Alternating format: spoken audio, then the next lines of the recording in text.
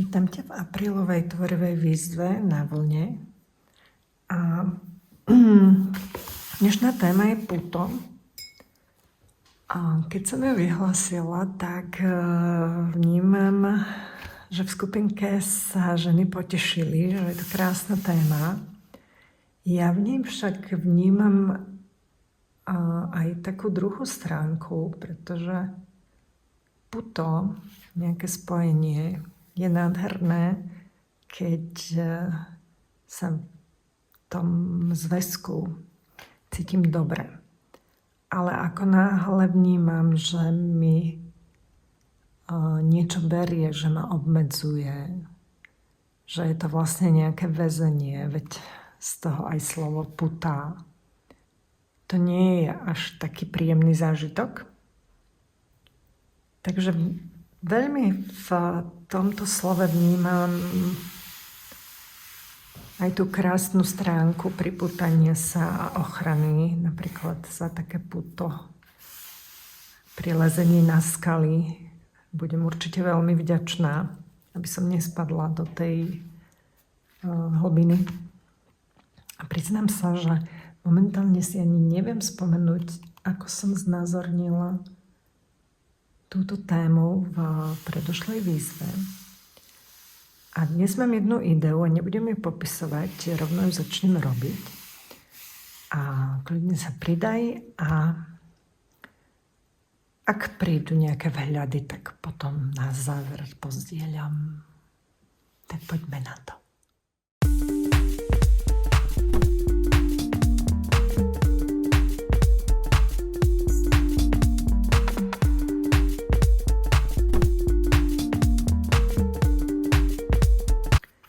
To počiatočné, ako keby zbavenie sa tej bielej plochy, mne pomáha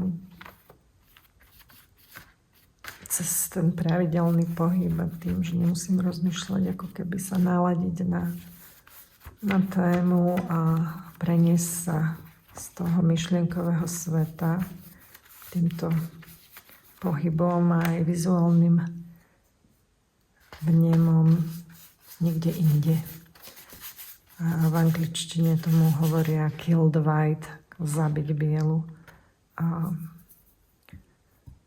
na začiatku tvorenia aj akéhokoľvek obrazu to môžeš vidieť, že skoro všetci umelci začínajú tým, že pokryjú to plátno.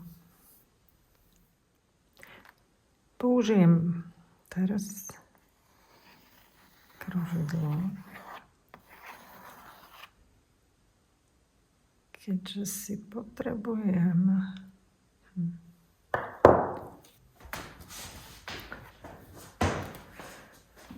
ako to spraviť.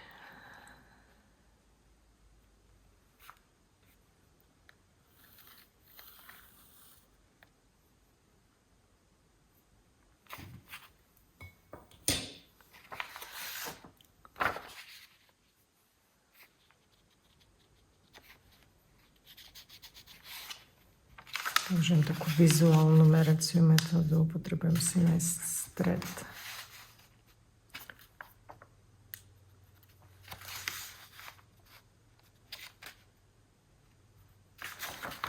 A tentokrát som nepozerala žiadne video, tak verím, že môj intuitívny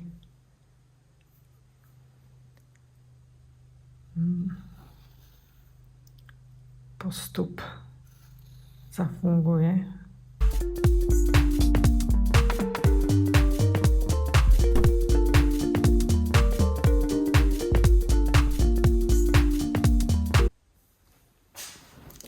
Keďže som nemala žiaden plán, tak mám pocit, že teraz viac chodím, ako tvorím.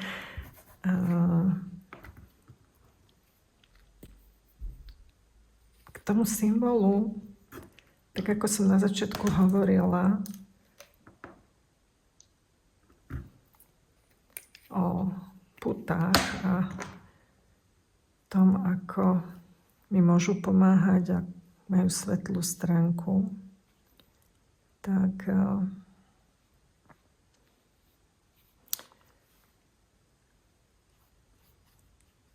sa mi v predstave vlastne objavil, alebo zodpovedá to tomuto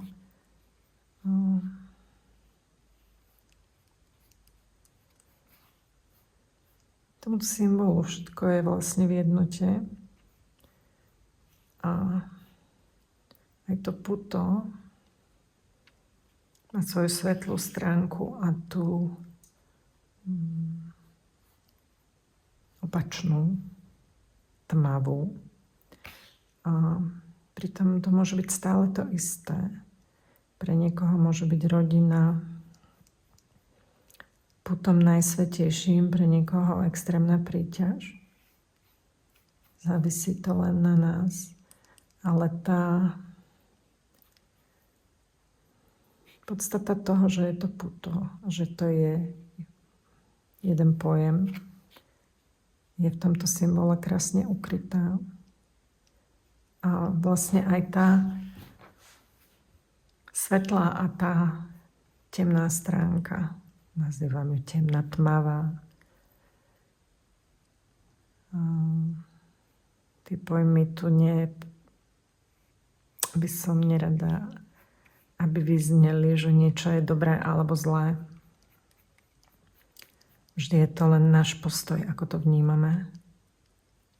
A pozrite, jak rýchlo vieme prejsť z jednej do druhej, keď si nedávame pozor. Tak.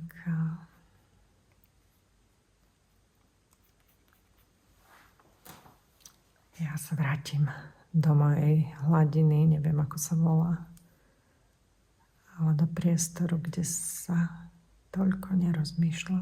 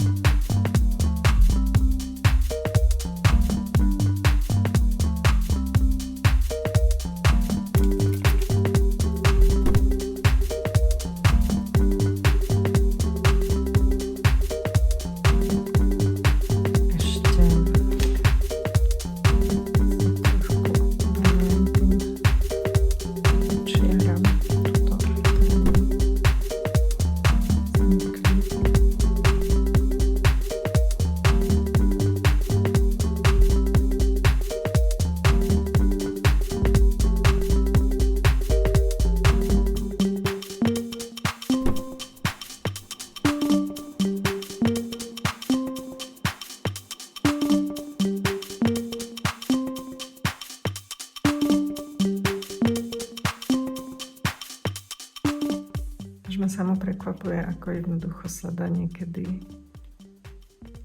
uchopiť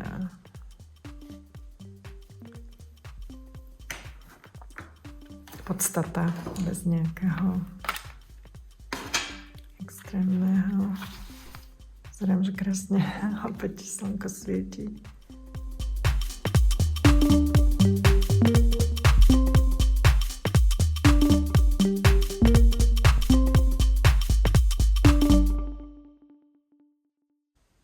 Puto je stále puto. Spája. Púta, pripútáva.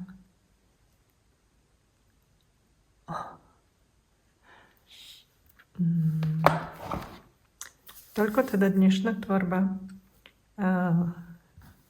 Verím, že sa ti páči. Ak áno, pridaj sa na vlnu, odoberaj tento kanál, tvor so mnou a ja sa teším opäť na stretnutie zajtra. Ahoj.